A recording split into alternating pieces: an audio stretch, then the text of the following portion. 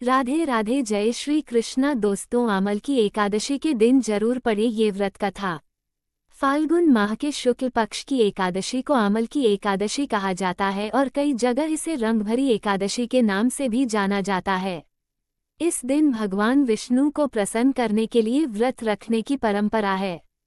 कहते हैं कि आमल की एकादशी यानी आंवला एकादशी का व्रत रखने वालों जातकों के सभी कष्ट दूर हो जाते हैं और हर मनोकामना पूरी होती है।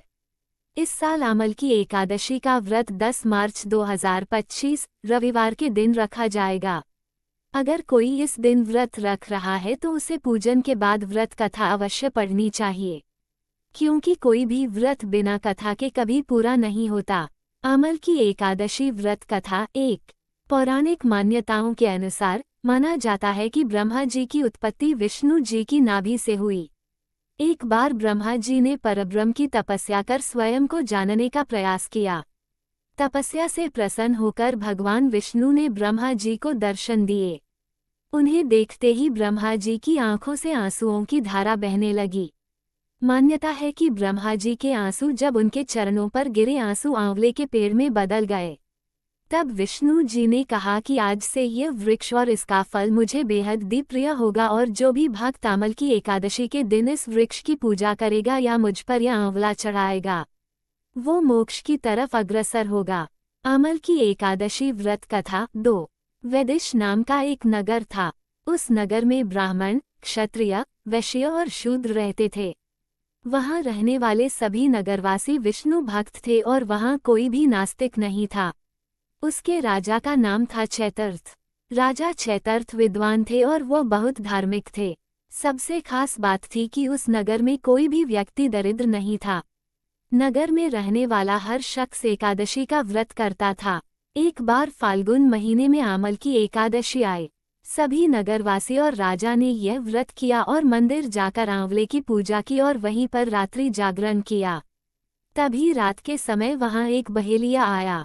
बहेलिया घोर पापी था, लेकिन उसे भूख और प्यास लगी थी, इसलिए मंदिर के कोने में बैठकर जागरण को देखने लगा और विष्णु भगवान व एकादशी महात्म्य की कथा सुनने लगा। पूरी रात बीत गई। नगरवासियों के साथ बहेलिया भी पूरी रात जागा रहा। सुबह होने पर सभी नगरवासी अपने घर चले गए। बहेलिया भी घर जाकर भोजन किया। कुछ समय के बाद ही बहेलिया की मौत हो गई, लेकिन उसने आमल की एकादशी व्रत कथा सुनी थी और जागरण भी किया था, इसलिए वह राजा विदुरथ के घर जन्म लिया।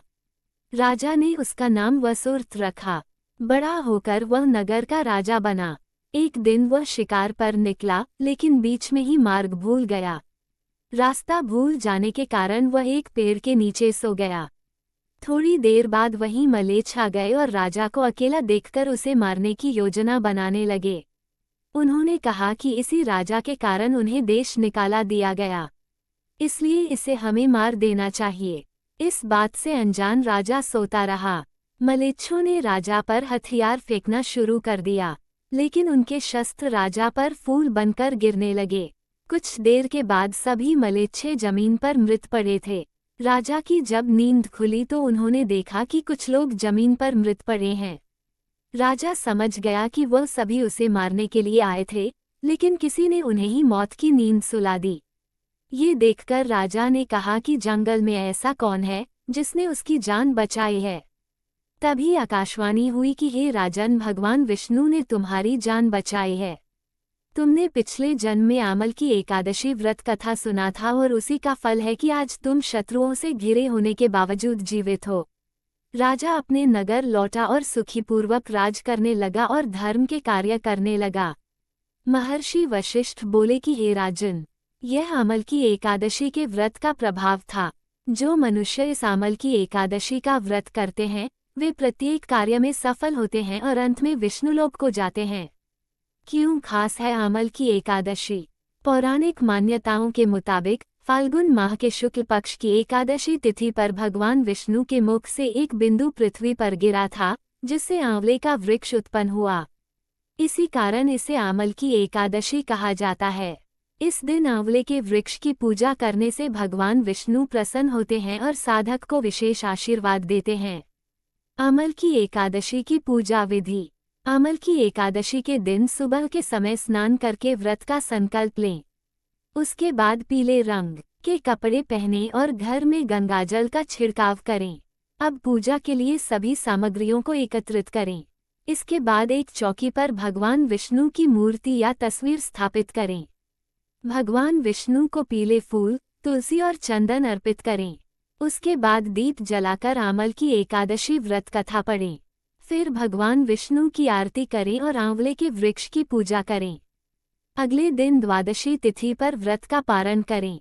इस विधि विधान से पूजा करने से भगवान विष्णु प्रसन्न हो सकते हैं। आमल की एकादशी महत्व। धार्मिक ग्रंथों के अनुसार जो व्यक्ति सच्चे मन से आमल की एकादशी का व्रत करता है, उसे भगवान विष्णु की कृपा प्राप्त होती है। इस व्रत से जीवन में धन, समृद्धि और सौभाग्य बढ़ता है।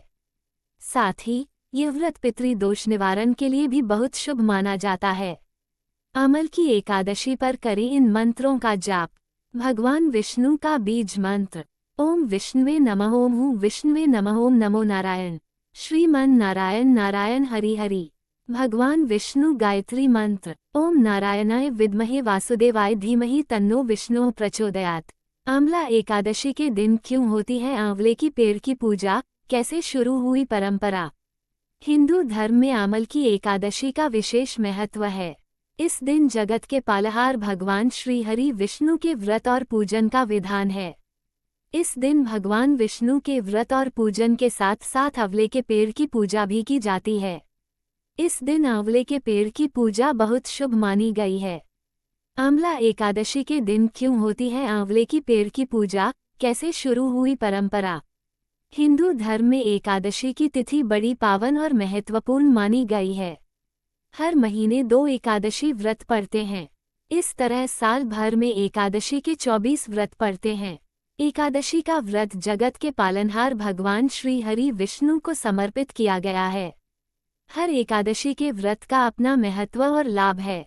फाल्गुन महीने में पड़ने वाली एकादशी आमल की एकादशी होती है। इसे आंवला एकादशी भी कहा जाता है। आमल की एकादशी के दिन जगत के पालनहार भगवान श्री हरि विष्णु के व्रत और पूजन का विधान है।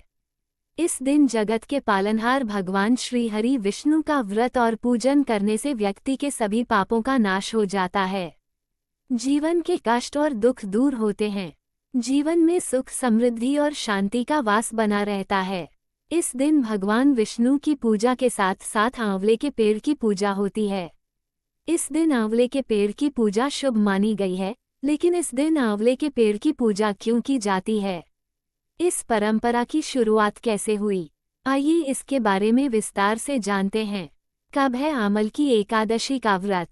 हिंदू पंचांग के अनुसार फाल्गुन माह के कृष्ण पक्ष की एकादशी तिथि की शुरुआत 9 मार्च को सुबह 7:45 पर हो जाएगी। वहीं इस तिथि का समापन अगले दिन 10 मार्च को सुबह 7:44 पर हो जाएगा। हिंदू धर्म में उदया तिथि मानी जाती है। ऐसे में उदया तिथि के अनुसार आमल की एकादशी का व्रत 10 मार्च को रखा जाएगा। वहीं व्रत के पारण का समय 11 मार्च को सुबह 6:35 से 8:13 तक रहेगा। ऐसे शुरू हुई आंवले की पूजा की परंपरा। पौराणिक कथाओं के अनुसार एक बार ब्रह्मा जी को ये जानने की इच्छा हुई कि आखिर वो उत्पन्न कैसे हुए। ये जानने के लिए उन्होंने कठोर तप करना शुरू कर दिया। भगवान विष्णु उनके तप से प्रसन्न हुए और उन्हें दर्शन दिए। भगवान विष्णु को देखकर ब्रह्मा जी भावुक हो गए और उनकी आंखों से आंसू छलक पड़े। ब्रह्मा जी की आंख से निकले आंसू नारायण के चरणों में गिरे और उससे ही आंवले का पेड़ उत्पन्न हो गया। इसके बाद भगवान विष्णु ने ब्रह्मा जी से कहा कि आज से वो आंवले के पेड़ में रहेंगे। जो भी आंवले के पेड़ की पूजा करेगा उसको शुभ फल प्राप्त होंगे और उसकी सभी इच्छाओं की पूर्ति होगी। ये सब फाल्गुन माह की एकादशी के दिन हुआ। तब से ही फाल्गुन माह की एकादशी पर आंवले के पेड़ की पूजा की परंपरा शुरू हो गई। इस एकादशी के दिन आंवले की पूजा और परिक्रमा करने से मरने के बाद वैकुंठ धाम में स्थान प्राप्त होता है। वहीं गरुड़ पुराण में बताया गया है कि इस दिन माता लक्ष्मी के आंसुओं के आंवले का पेड़ उत्पन्न हुआ। हिंदू मान्यताओं के अनुसार अमल की एकादशी के दिन जो भी आंवले के पेड़ की पूजा करता है उसके घर में धन का भंडार भरा रहता है, साथ ही उसे सभी एकादशी के व्रत का फल प्राप्त हो जाता है। दोस्तों, ये थी आज की कथा। आपको हमारी वीडियो अच्छी लगी हो तो वीडियो को लाइक करें, चैनल को सब्सक्राइब करें, कमेंट में जय श्री राधे कृष्णा लिखना ना भूलें। राधे राधे दोस्तों।